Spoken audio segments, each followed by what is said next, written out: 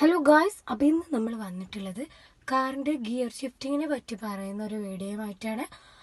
അപ്പോൾ 6 ഗിയേഴ്സാണ് ഇവിടെ ഉള്ളത്. 1, 2, 3, 4, 5 ആൻഡ് റിവേഴ്സ് ഗിയർ. അപ്പോൾ ഇത് ഓരോന്നും എങ്ങനെ ഇടാന്ന് നമുക്ക് നോക്കാം.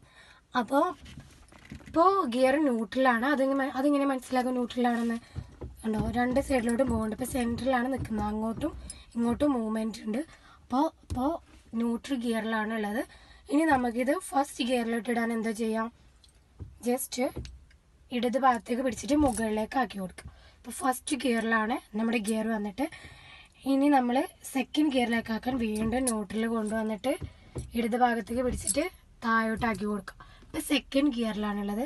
ഇനി വീണ്ടും നമ്മൾ ന്യൂട്രൽ കൊടുത്തിട്ട് ജസ്റ്റ് ഒന്ന് അപ്പ് ചെയ്ത് കൊടുത്താൽ തേർഡ് ഗിയറിലും, ന്യൂട്രൽ വന്നിട്ട് ഡൗൺ ചെയ്ത് കൊടുത്താൽ ഫോർത്ത് ഗിയറിലുമാണ് ഉള്ളത്. ഇനി നമുക്ക് ഫിഫ്ത്ത് ഗിയറിലോട്ട് ഇടാൻ നേരത്തെ ചെയ്ത ഓപ്പോസിറ്റ് ആണ് ചെയ്യേണ്ടത്.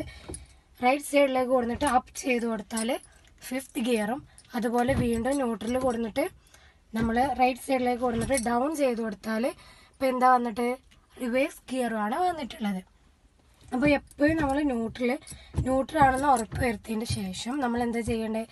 തുടക്കക്കാരാണെങ്കിൽ ഇങ്ങനെ വെച്ചുകൊണ്ട് ചെയ്യാൻ നോക്കുക. അപ്പോൾ എന്തുണ്ടാവില്ല, നമുക്ക് ഗിയർ മാറി പോകുന്ന ഇങ്ങനെ പിടിച്ചിങ്ങനെ അങ്ങോട്ട് ഇടത് ഭാഗത്തേക്ക് നല്ലോണം അടുപ്പിച്ച് മുകളിലേക്ക് ഇടുമ്പോൾ ഫസ്റ്റിലാണ് നമുക്ക് ഉറപ്പ് വരുത്താം. മറ്റേ നമ്മൾ ഇങ്ങനെ ഇടുമ്പോൾ ചിലപ്പോൾ 3 നിരക്കൊക്കെ പോയോ എന്നുള്ള ഡൗട്ടൊന്നും വരേണ്ട ആവശ്യമില്ല.